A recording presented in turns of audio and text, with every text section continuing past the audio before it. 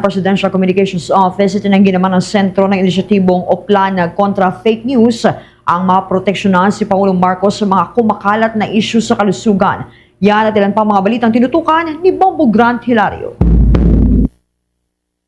Itinanggi ng Presidential Communications Office na pangunahing layunin sa inilunsad na Oplan kontra fake news ang maproteksyonan si Pangulong Ferdinand Bongbong Marcos Jr. Binigyan din ni Secretary Dave Gomez ng naturang inisyatibo ay para mapangalagaan ang kapakanan ng publiko hinggil sa pagkalat ng maling impormasyon. Anyaya, bago pa man magkaroon ng issue ukol sa kalusugan ng Pangulo at pati digmaan sa gitnang silangan, nakabantay na ang opisina sa mga fake news na labas online. Ibinahagi ng naturang kalim na pinangangamba nila sa pagkalat ng fake news ay magdulot ito para magpanik ang publiko lalo na sa panahon ng kalamidad o national emergencies.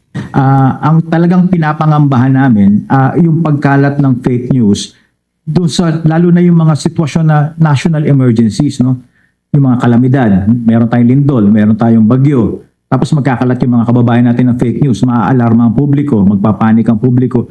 Yun ang unang-una nating binabantayan, yung kapakanan ng ating mga kababayan. Sa amin, yun ang importante. Ngayon, pagkatapos namin i-launch ng Oplan kontra fake news, ayan, pumutok yung gera nga sa Middle East.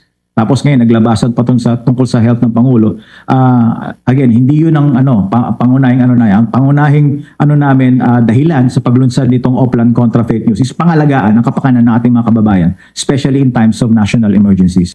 Kahapon, sa nilagdaan kasunduan ng Department of Justice, Presidential Communications Office at Department of Information and Communications Technology, kanilang inulunsad ang Oplan kontra fake news. Layon nila rito ang maisulong labanan ang pagkalat ng maling impormasyon at mapabilis ang aksyon pagtugon hinggil sa mga kaugnay na kaso. Aminado naman si Presidential Communications Office Secretary Dave Gomez na nagkaroon ng tinatawag na spike sa bilang ng mga fake news na tutuklasan o na mamonitor partikular sa isyu ng kalusugan ng Pangulo. Habang umaasaan niya sila na ngayong linggo ay kanilang mapapangalanan na ang mga pasimuno o nasa likod ng pagkalat ng maling impormasyon. Pinokolekta na lamang raw nila ang mga ebidensya sa paghahain ng kaukulang kaso laban sa mga ito.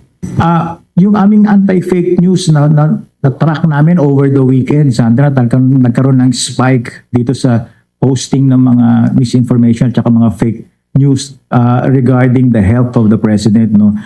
We are currently in the process of compiling all the pieces of evidence, and hopefully within the week mapangalanan na namin yung source nitong fake news at masampahan namin ng reklamo.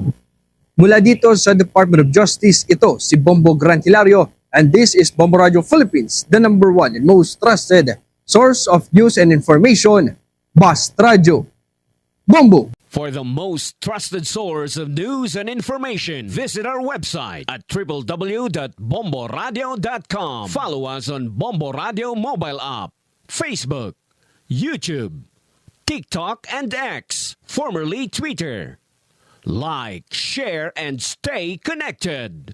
Anytime, anywhere.